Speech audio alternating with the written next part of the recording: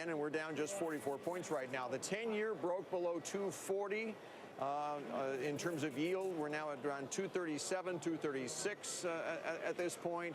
And there are those who feel maybe if we go much lower, we could get all the way back down to 208, but I'm not making that prediction right now. Oil continued lower as well, but we're still around $47 a barrel, Bob Pisani here. We're at $47.78 right now. What a day, huh? Very impressive rally, and it does not indicate what you're seeing, how important the market turnaround was. We opened, we were down almost 200 points. The S&P was down 23 points. Yeah. We turned positive just a little while ago. We're down a bit, but on the S&P, we turned positive.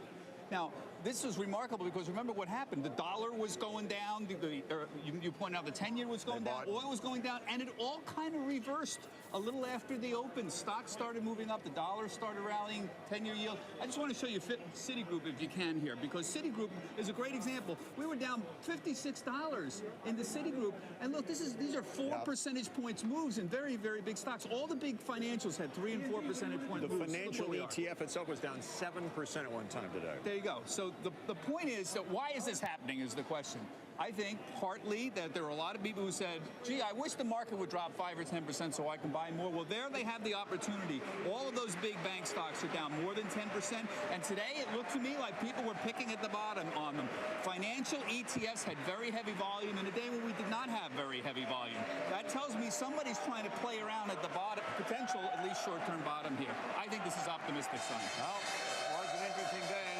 We are still on track for maybe the worst month for the Dow since January of last year. We'll see. The Dow's down 40 points on the close. Stay tuned now for hour number 2 of the Closing Bell with Kelly Evans and Company. See you tomorrow, Kel.